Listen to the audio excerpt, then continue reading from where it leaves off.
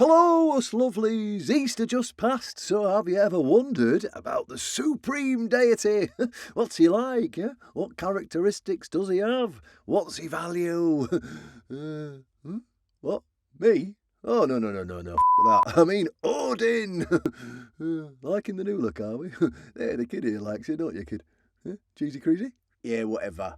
Whatever, Dad. Yeah, and the Holy Ghost. Holy Ghost? That'll be me. Ooh. Fancy a drink? This is Almighty Answers. Die Fingre, die Filla, sorge säcklum I favilla.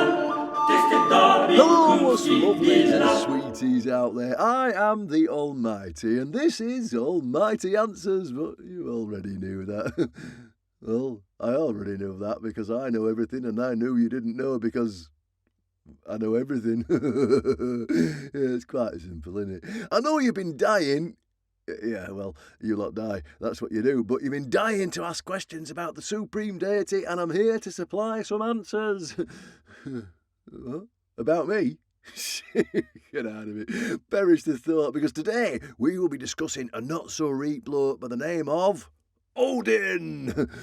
Why Odin? Well, it seems that an entity equaling me in power has released a trailer recently about Loki, that Norse trickster of gods, and you can get a brief rundown on Norse mythology's surviving documents and sociological connections from that Tim Byron bloke. Oh, I tell you what, he's one of us most proudest accomplishments, that fella. Except for all the others. He'll tell you about Eddas and then later go into Loki himself. Phrasing. I mean that he'll provide an informative and entertaining video on Loki himself. Meanwhile, I'll tell you about Norse mythology's supreme god Odin, because I am the most gladly supreme being that has ever been.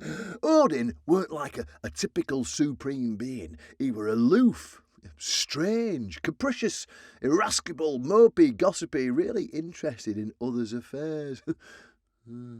It's quite a lot like a certain someone, you know, eh? Bananas.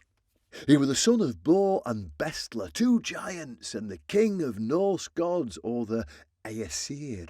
Odin ruled in Asgard from his golden palace in Gladsheim, although he sometimes knocked about with fallen heroes and the Valkyries in Valhalla.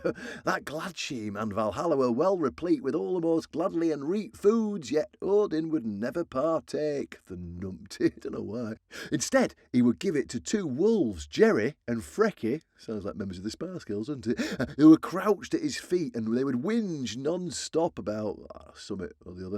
Anyway, he were a god of rulers, yet also outlaws, magic, shamanism, wisdom, poetry, and even death, in a sense. In Norse myths, he were not the fair and just sovereign, but rather despotic and tyrannical, whilst only speaking in poems.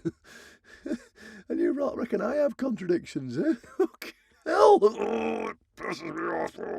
He also went by about 1 billion names. Not that I can relate, but most prominent amongst them were the Allfather, because he sired loads of children, about as many as his nicknames, primarily and notably Thor and Balder, along with a slew of others. I suppose we do differ in that, isn't it? One neat thing about Odin were these two ravens that would perch on his shoulders. Hugin, meaning thought, and Munin, meaning memory.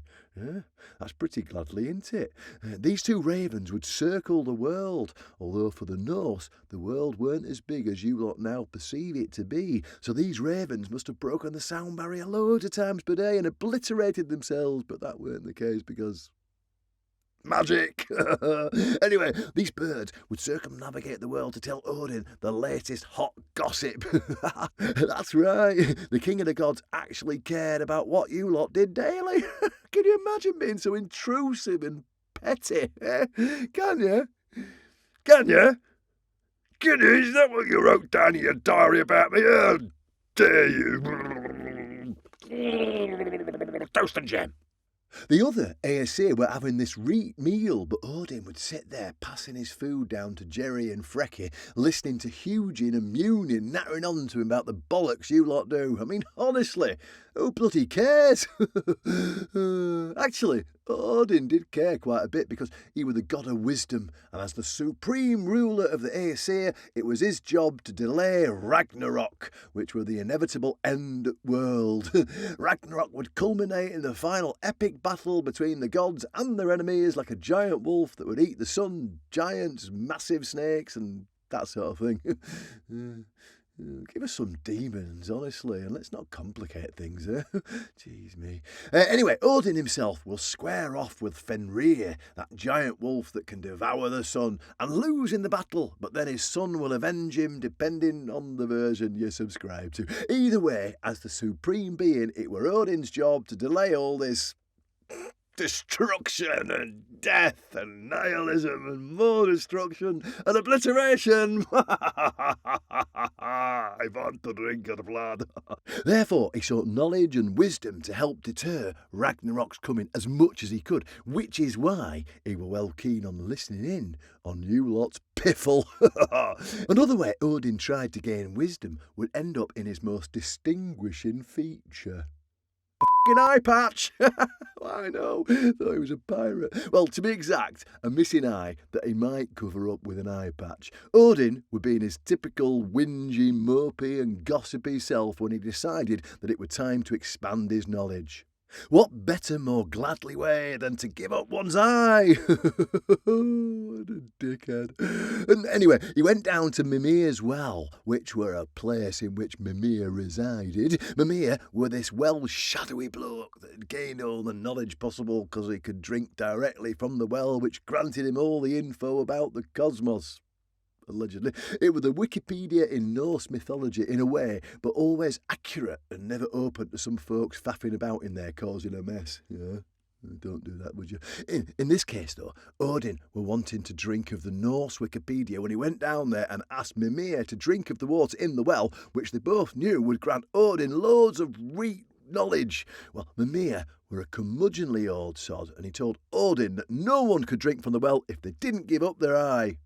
Look, I'm all powerful, omniscient and shit, but even I wonder what the some of this has to do with anything. But, of course, Odin sacrificed his eye to gain this unbridled knowledge.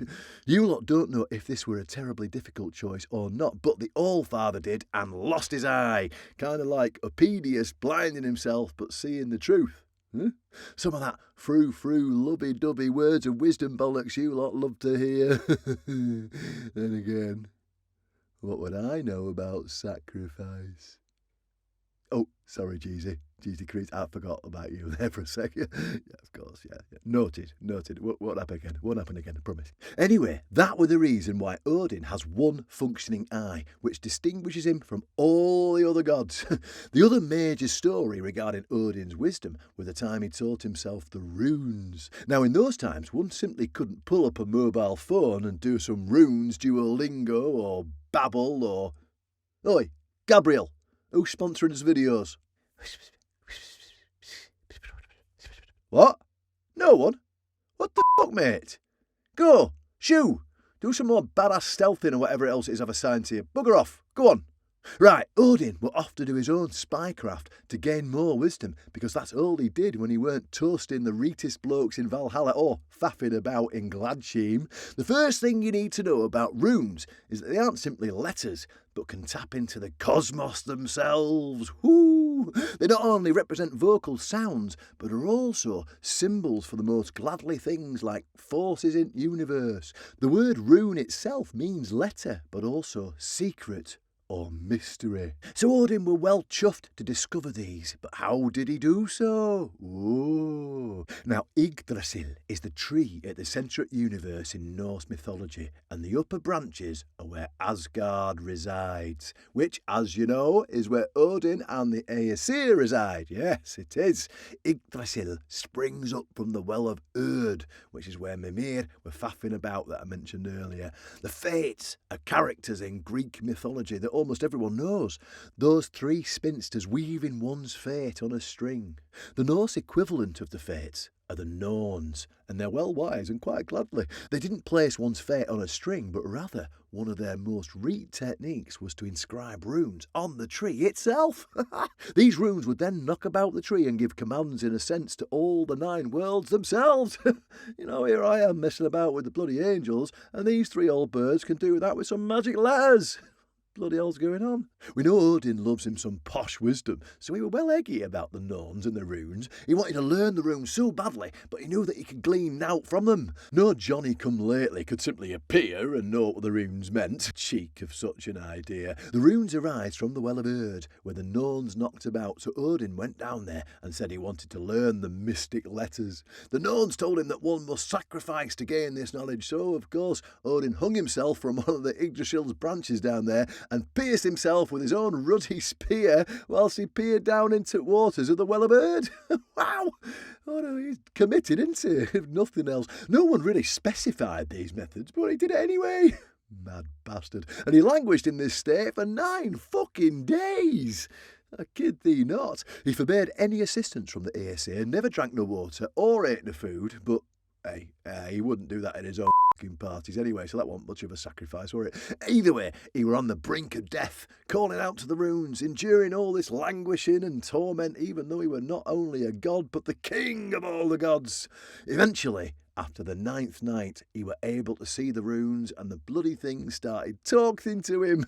Imagine that, off his box, wasn't it? Inanimate objects talking to blokes in your religion. At least in us religion, it were donkeys and shit like that, not runes. Now, armed with the knowledge from the runes, he learned chants that enabled him to heal emotional and physical wounds, to bind his enemies and make their weapons useless, to free himself from any constraints, to put out fires, to expose and banish practitioners of malevolent magic, to protect his friends in battle, to wake the dead, to win and keep a lover, and to loads of other reet stuff like that. It went on and on and on, I tell you what. After learning the runes, he was one of the most powerful beings in the universe. Some versions of this story say that Odin sacrificed himself to himself, which is awful familiar, isn't it? Sacrificing a part of oneself to oneself. Gee, I wonder how that could relate. Anyway, this is part of an interpretation, but one very Norse aspect of the story that highly values sacrifice as a noble pursuit. Odin spoke almost exclusively in poems. Imagine a shit action movie, a series of them, in which one of the primary characters only spoke in poetry. Imagine that, like Jason Statham, just, I don't know, speaking Shakespeare. That's what were happening with Odin, because he stole the mead of poetry from some dwarves. That's right, the king of gods schlepped about and did some stealing from some dwarves. That'll be a story for another day, because it's well long and up, really. It's got loads of murder, deception, aptly named characters that deserve way more trust than they should, and all kinds of banality. Some of us most favourite components to a story, these are. Yes, you know. You've learned a great deal about the Alfather today, mostly how much of a self-cutting emo wanker he could be, but it is fascinating, isn't it? Make sure to share, subscribe and like these videos and the channel as you do, or I may hang you from a branch for 9 days, stab you with a spear without neither food nor drink. I won't do that. Or will I? That's all for today's episode, me ducks. Tatty bye now. Tatty bye. Have a lovely day.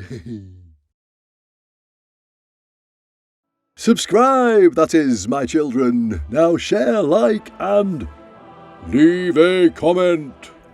I get lonely sometimes and I love me some questions, and hey, remember, soon you'll be able to follow me on other social media channels. You will.